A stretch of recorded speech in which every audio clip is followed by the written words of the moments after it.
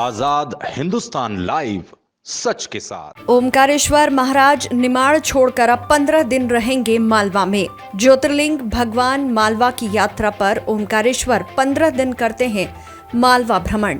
प्रजा के हालचाल, शयन आरती सब रहेगी बंद। 15 दिन चौसर भी नहीं बिछाई जाएगी मंदिर में। समस्त मालवा वासियों के लिए अत्यधिक खुशी का अवसर है कि भगवान ओमकारेश्वर अपनी नगरी को छोड़कर 15 दिनों तक मालवा में रहकर पूरे मालवा का नगर भ्रमण करते हुए प्रजा का हालचाल जानेंगे। इस दौरान ज्योतिर्लिंग ओमकारेश्वर में बाबा की सारी धार्मिक क्रियाएं बंद रहेंगी। इस तरह का भ्रमण बाबा हर साल करते हैं। 9 नवंबर से 23 नवंबर तक मालवा की प्रजा के हालचाल जानने बाबा ओमकारेश्वर हर साल मालवा भ्रमण पर निकलते हैं। ये प्रथा अनादिकाल से चली आ रही है। इस परंपरा का निर्वाह श्री जी ज्योतिर्लिंग मंदिर ट्रस्ट द्वारा अभी भी किया जा रहा है। पंडित डंकेश्वर दीक्षित के अनुसार 9 नवंबर को प्रातः बाबा का पूजन पाठ, अभिषेक एवं चोला चढ़ाने के बाद बाबा भोलेनाथ मालवा भ्रमण पर रवाना हो जाते हैं, जो भैरवाष्टमी को ही वापस आएंगे। बाबा के वापस आने पर विशेष पूजन, भंडारे का आयोजन तथा सुकड़ी का भोग लगाया जाएगा। मालवा भ्रमण पर जाने के दौरान मंदिर में रात्रि शयन आरती में झूला और चौसर पासे व अन्य पूजन बंद रहेगा। आजाद हिंदुस्तान लाइव के लिए ओमकारेश्वर से ललित दुबे की रिपोर्ट।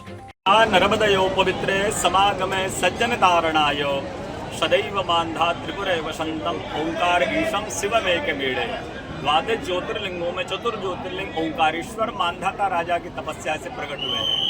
हमारे ओंकारेश्वर ज्योतिर्लिंग की परंपरा रही है कि कार्तिक मास शुक्ल पक्ष अष्टमी को भगवान ओंकारेश्वर ज्योतिर्लिंग मालवा भ्रमण के लिए जाते हैं। ये परंपरा रही है।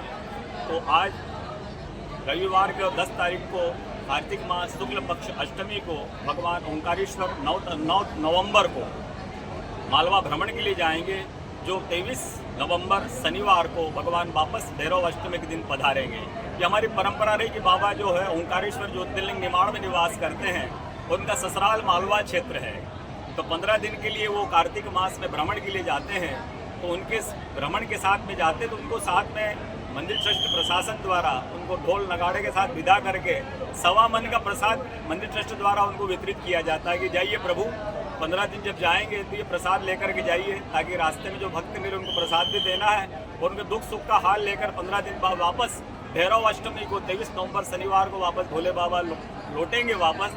तो मंदिर ट्रस्ट द्वारा ढोल नगाड़ों स्वागत कर उनको आगमन के स्वागत करेंगे और झूला पलना चौपड़ पासे भैरव अष्टमी 23 नवंबर शनिवार को ही बाबा का झूला पलना चौपड़ पासे लगेंगे। ये हमारी परंपरा रही है शुरू से ही, उसको हम निभा रहे हैं, उसको आगे बढ़ा रहे हैं। और कार्तिक मास जो श्रेष्ठ महीना है वो भगवान शंकर भोले बाबा के ज्येष्ठ पुत्र का महीना है।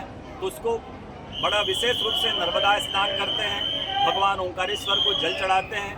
जो संकल्प हम करते हैं आदि दैविक, आदि भौतिक, आध्यात्मिक, इन तीनों तापों को नष्ट करने के लिए, 3 पापों का हरण करने के लिए नर्मदा स्नान करके, नर्मदा जल चढ़ा करके, भगवान ओंकारेश्वर का जल अभिषेक करके इन तापों से मुक्त होकर के भगवान ओंकारेश्वर आशीर्वाद देते कि जाइए भक्तों, इन तापों से मुक्त होकर के अपने जीवन को धन्य कीजिएगा, कृतार्थ कीजिएगा। बोलो ओंकारेश्वर भगवान की।